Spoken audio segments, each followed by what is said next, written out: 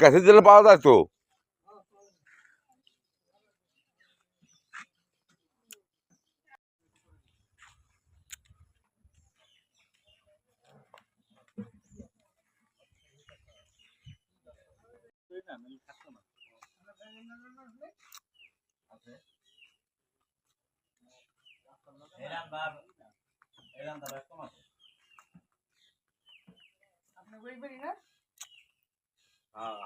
বুঝতেইব না বুঝলে হবে না তো।